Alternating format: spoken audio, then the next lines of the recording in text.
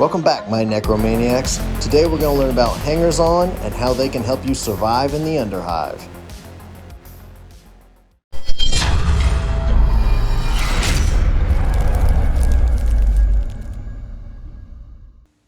First note is going to be reputation. If you started at one reputation, as you usually do in a campaign, and it's, let's say, an average 7-week campaign, and you win every single match up to the last match, you still only can go from 1 to about 13 because most scenarios give you 2 reputation for winning.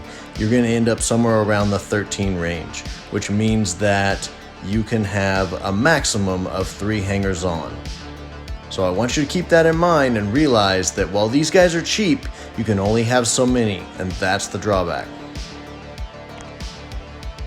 First, let's talk about the Agitator. Now, they have a pretty basic stat line. They cost 30 credits. They can choose between a las pistol or a stub gun for their weapon, and they have the inspirational skill. Inspiration allows you to make a leadership check. If a friendly fighter within 6 inches fails a cool check, then you can negate that with a successful leadership check.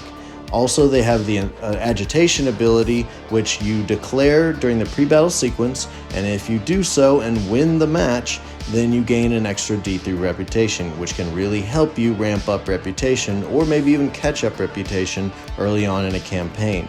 But if they lose that game, then they must reduce their reputation by an additional 1. One thing to think about is if you've lost a few matches, you're still stuck at reputation 1. You can't go below 1, so why not try and get this agitator and catch up in reputation? I give this guy 4 stars. He's a great way to catch up on reputation and get some more hangers-on in your gang. Next, let's talk about ammo jacks. You can have 0 to 3 ammo jacks, but as we talked about with reputation, most of the time you're only going to end up with 3, maybe 4 different hangers-on during the course of a campaign. But these guys may be worth it to fill up all 3 or 4 of those slots. They cost 50 credits. They have a 3+ ballistic skill. Everything else is pretty standard on their stat line. They are allowed a bolt gun or a combat shotgun with salvo and shredder rounds. I personally would choose the bolt gun out of those 2. I guess also they get a power hammer or power sword. I would choose the power sword in this instance, and mesh armor for a 5+ save. Pretty good equipment for 50 credits. You couldn't put that on one of your regular gangers for that much, that's for sure. Next, they have a skill of Munitioneer, which is one of my favorite skills in the game. I love this on my Orlocks, and it allows you within 6 inches to re-roll a failed ammo check. So that is an amazing skill to have in your backline shooters. If you got those plasma guns, you got those bolt guns, you have those weapons that might have dubious ammo that you would run out of, you need to stick these guys back there and deal with that. They have the ammo jack ability, and that's if the gang can re-roll an ammo check that has a natural 1. So anyone in the gang that has an ammo check, they can re-roll a natural 1, and as you stack up ammo jacks, that number goes up. So as you get 2 ammo jacks, then it's a 1 and a 2. If it's 3 ammo jacks, a 1, 2, and a 3 are re-rollable. Now you can only re-roll it once, but that's a pretty good effect, especially if you start stacking up those ammo jacks. I love these guys. I would definitely take these guys and use them in battle, and I'll show you how I would set that up, and I would give them 5 stars. These are one of my favorite hangers-on. So looking at this picture, here we have a squat ammo jack, and he's staying a good distance away from these Delac, let's say they're plasma gunmen, and he is going to be able to assist them with his Munitioneer skill and his ammo jack ability and stay outside of, let's say someone chucks a grenade or a grenade launcher in there and tries to take them out. Well, he's going to stay around 3 inches away from these guys so that he can ensure that only 1, maybe 2 guys can get hit, but also he can stay within that 6-inch range for the Munitioneer ability. So you can spread these guys out. 6 inches is pretty big, and it's going to keep you out of them dropping templates and hitting multiple of your heavy weapon guys or special weapon guys and messing up your day. So this is how I'd set them up. Keep them spread out so they're not easily hit with a grenade, and just use that munition ability to ensure that these guys can fire throughout the match. Next is RAGNAR GUNNSTEIN, and he is a squat ammo jack, so he's kind of a special character ammo jack, and he's 100 credits, so he's double the price, but he has toughness 4 instead of 3, he only has 3 inches for his move, and he has some decent gear. He has a shotgun, a club, frag and crack grenades, respirator, and light carapace armor, which gives him 4+ save, one of the best saves in the game. He has the ammo jack ability, which allows the gang to reroll ammo checks that roll a natural 1, but it doesn't seem like he has any skills, so I don't know if he is a munitioneer. Now, it's weird to have a character like this and them not having skills, so I assume that maybe he does, but unfortunately I do not have his data sheet from the Forge World pack that he comes in. All I'm using is what I could find from the regular core rule book that they have online, pulling his stats from that. So if anybody has a picture of that or anything, let us know if he has any skills. If he does not, then he loses a lot of credibility with me, but because I really like that munitioneer skill. He also has a surplus ammo ability, which allows you to deploy D3 ammo caches. That's good, but I would really rather have the munitioneer ability instead. So he's alright, I'd give him 3 stars. Let's talk Cadaver Merchant. Now, they're only 20 credits, which is definitely a plus. They have a 4-inch move, otherwise they have regular stats, so that's kind of a slight negative. They have the equipment of a chain axe, which is possibly the best chain weapon that there is. They have the fearsome skill, so they are harder to charge. And then they are an outlaw hanger-on, so they are technically only usable by outlaw gangs if you're using the outlaw rules. We usually don't use those in my group. Their ability is the Cadaver Merchant ability, and that's if a member of the gang dies, either by memorable death or from the lasting injury table, and they're not healed by the doc or whatever, then they can be sold to the Cadaver Merchant for D3 times 10 credits. So it's a way to make some credits if your guys are dying. Now, how often does that happen? Hopefully not much. Now, if you're losing guys all the time, then that might be a problem in itself, and this 20 credit Cadaver Merchant may not really help you. I guess at least you get some credits for him, but hopefully you're not losing too many characters this way. Now, a Cadaver Merchant can also acquire bodies for the gang. In an Uprising campaign, a gang with a Cadaver Merchant gains an additional portion of meat in the post-battle sequence. This is probably the more effective use of it. He's good for the price of 20 credits. It can help you in the Uprising campaign, which is what I usually use when I have new players, and that is what my players like the most. So it's the campaign that we use the most. So this guy would probably see some use from my players. So I'm going to give him 4 stars. He's a great price and has a decent ability in the campaign. Next, let's talk the Dome Runner. The Dome Runner has 5+, 5+ for weapon skill ballistic skill, so they are not a fighter. They are a runner, literally. Now, they cost 20 credits, which is a decent price. They have the Lilo skill, which is not amazing. It means you can't target them whenever they're behind terrain and prone, and which most of the time you can't anyways per the prone rules that they have. And they get a las pistol or a stub gun, a fighting knife or an axe, so they come with some basic weapons. Then with the Dome Runner ability is you can re-roll a d6 to determine what the contents of the loot casket is. I don't love that. You only end up with 2 loot caskets on most scenarios that you put out to see what they are as a player, so I don't love this ability.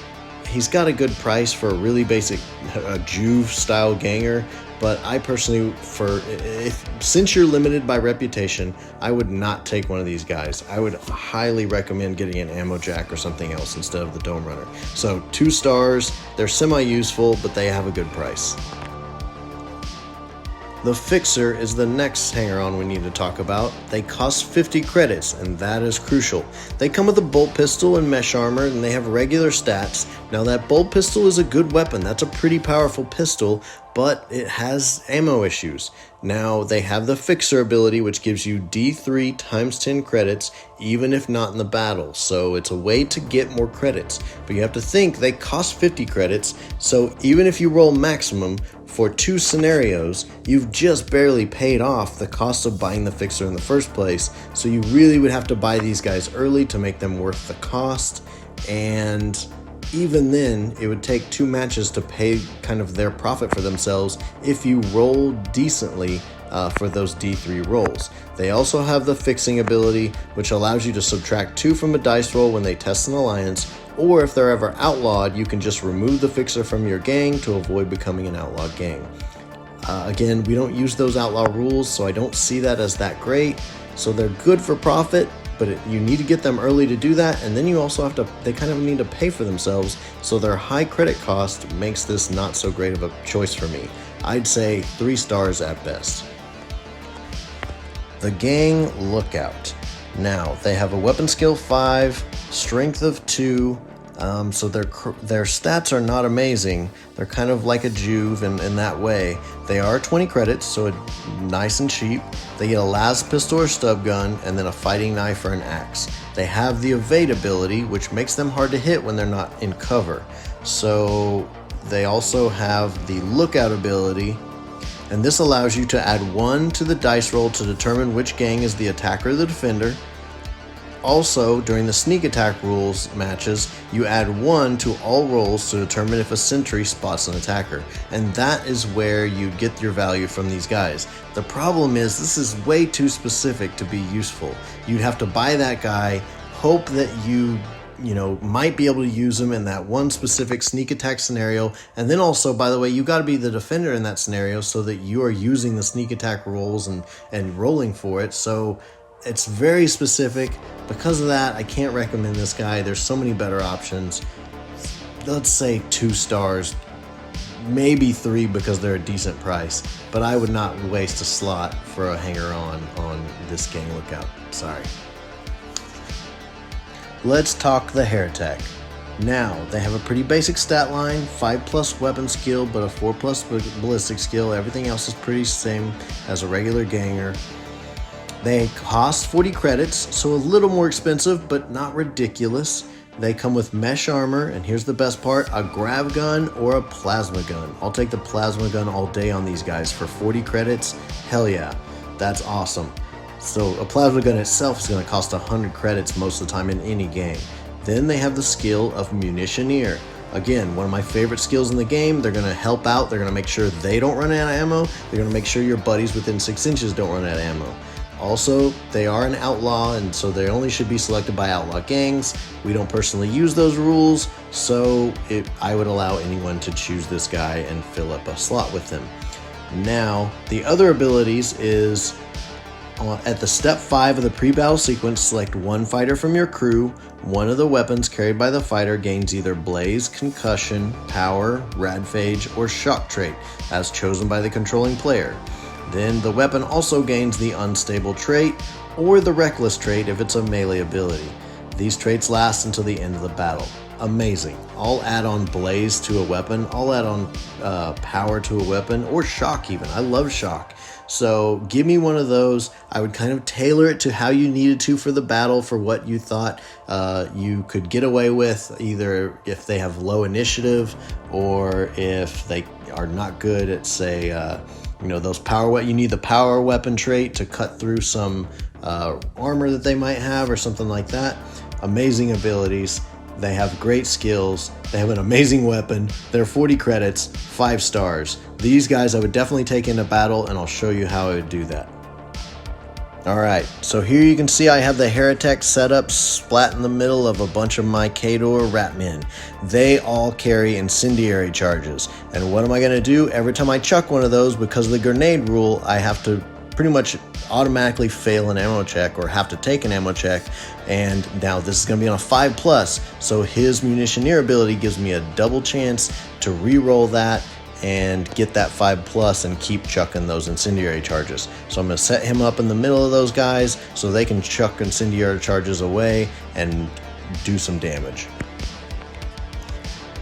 Next is the Narker. You can take up to 2 Narkers. They cost 30 credits. Their skills are pretty much a regular ganger, except for they have a 5+ for their ballistic skill, but they don't even have a gun, so they have a fighting knife as their only weapon. Their skill is Lilo, which isn't amazing. During the determined scenario step of the pre-battle sequence, a gang with a Narker can modify the final dice roll by 1. And then I believe this is stackable, so it can be up to 2 if you were to get both Narkers. If both gangs have Narkers, then they cancel each other out. I don't love this guy. He's 10 credits too expensive compared to some of the 20 credit guys. His ability is alright at best. I definitely wouldn't want him in combat, so hopefully you wouldn't ever have to put him in combat. And I'll give him, because he's 30 credits, I'll give him 2 stars. Next is the Propagandist. This is pretty much the same as an Agitator. He has one ability that's a little different. So everything else is the same. Just so you guys know, if you need to go back and listen to what the Agitator had, go ahead. But otherwise, he's pretty much the same except for this last rule. When the gang adds a Juve or a similarly ranked fighter to their gang, roll a d6. On a 6, the gang adds an additional Juve. So this is an alright ability.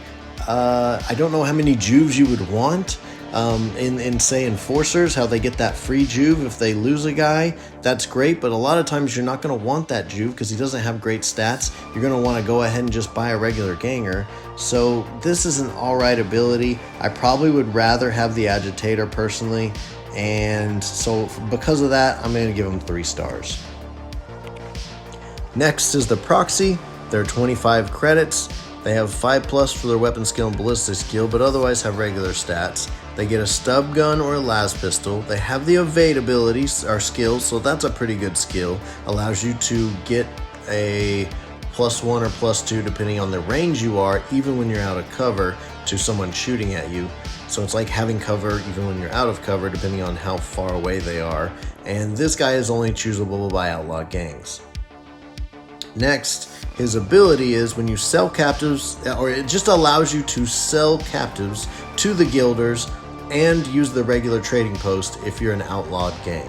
So again, we don't use those rules, so I probably wouldn't love him for that. He's pretty specific to a campaign that uses the outlaw rules. So he's 25 credits, so because of that, I'll give you 3 stars. Rogue Docs. You can have up to 2 Rogue Docs. They cost 50 credits. They don't have great fighting ability. They have a 5+ weapon skill, 5+ ballistic skill. Everything else is about the same. Well, that's not true. They have a strength of 2, so they're not going to be great in hand-to-hand, but you shouldn't have them in hand-to-hand anyways. They come with a las pistol or stub gun and a Medicaid kit. This allows you to roll an extra injury die when you're assisting. Also, they have the Medicaid skill, which allows you to re-roll an out-of-action result when you're assisting. So they have a lot of things that can help out when you're assisting with a character that's seriously injured laying on the ground. So then they have the Friendly Doc rule. So you can make an additional medical escort action after the game to make sure you try and keep someone alive. And the problem with this is if you roll a 6 on that roll, then it's considered stabilized instead of a full recovery, so they're probably still going to go into the recovery and not be just totally fine if you save them with this Rogue Doc because they don't have good equipment, etc. So if the gang has more than 1 Rogue Doc, it can make this additional action once per each of them. So if you have 2 Rogue Docs, you could do up to 3 attempts to save someone, so you could save that critical leader or that amazing champion that you've built up. So these guys give you a little bit of insurance to keep those guys alive if they've suffered some bad rolls on the permanent injury rolls. I'll give them 4 stars. These guys can be pretty useful for saving your neck if you don't want to lose that important character. I would definitely pick one up in a campaign to protect your really good characters. Okay, next let's talk about the Scabber. You can only have one of these. They cost 40 credits. They have a basic stat line just like any other ganger other than a 4-inch move. They can get a shotgun with solid and scatter ammo. They have the Savvy Trader, Savvy Scavenger ability, which allows you to add 1 to the rare item roll, and also it can reduce the item that reduce the cost of 1 item by 20 credits during your visit, which is decent. And then they have the outlaw ability, so they can only be purchased by outlaws, and the scabby trader ability, which allows you to sell illegal equipment during the post-battle sequence, except for that's reduced by D3 times 10 credits to a minimum of 5 credits. And then they can also themselves take a trade action in the post-battle sequence, provided the gang is visiting the black market. So these guys are pretty specific to what they need to do, and because of that, I'm going to knock them down. I'd give them 2 stars. Let's talk about the Slopper. They have 4-inch move, otherwise they're regular stats. Well, they got a strength of 2. Their stats aren't amazing, but that's not what they're there for. They cost 20 credits, so they are cheap. They only come with a fighting knife. They have no skills. What they assist with is their slop. Roll a d6 for each of the gang's fighters that are in recovery. On a 6, a constant supply of good food has allowed them to recover quickly. So their recovery box is cleared and they're now available for the next battle. I don't love this. I don't love any ability that you get on a 6. I mean, you'd have to lose multiple guys. You need to lose 6 guys to hopefully get one of those guys recovered. And if you're in that situation already, you're in trouble. So these guys aren't going to help. You can only have one of them anyways. So no thanks. You're going to have to get really lucky to hit 2 or 3 6s and save those guys. Save your slots for something better. I'll give this guy 1 star. Alright guys, that's it for the hangers-on, but next episode we're going to cover the brutes. So, the brutes are going to take up the same slots that you get per reputation, so it's important to know which guys you like for both the brutes and the hangers-on because you got limited slots available. So, I really appreciate it guys. Thanks for listening. Static out.